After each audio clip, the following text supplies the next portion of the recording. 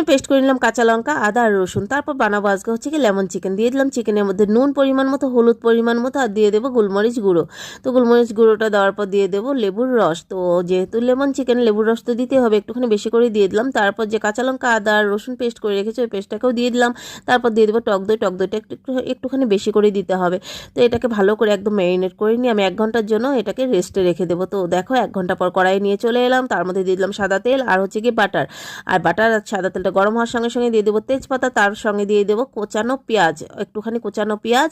আর হালকা লাল হওয়ার সঙ্গে সঙ্গে ম্যারিনেট করা মাংসটাকে সাজিয়ে দিয়ে একটুখানি ভাজা ভাজা করে নিয়ে তার মধ্যে দিয়ে দেবো ঢাকা। তো ঢাকা দেওয়ার পর 5 মিনিট পর উঠিয়ে নিয়ে হয়ে যাবে, চিকেনটা পুরো একদম সেদ্ধ হয়ে যাবে। তারপর দিয়ে দেবো গামলার মধ্যে যে মশলাটা রাখা ছিল ওই মশলাটা দিয়ে দিলাম ধুয়ে, আর হচ্ছে গিয়ে দিয়ে দিলাম একটুখানি ধনে গুঁড়ো আর গরম মশলা গুঁড়ো। তারপর নাড়াচাড়া করে দিয়ে দিয়েছি ওটার মধ্যে জল, একটুখানি চিনি দিয়েছি স্বাদটাকে ব্যালেন্স করার জন্য। তারপর ধনে পাতা আর হচ্ছে গিয়ে কর্নফ্লাওয়ার গুলিয়ে দিয়ে দিয়েছিলাম।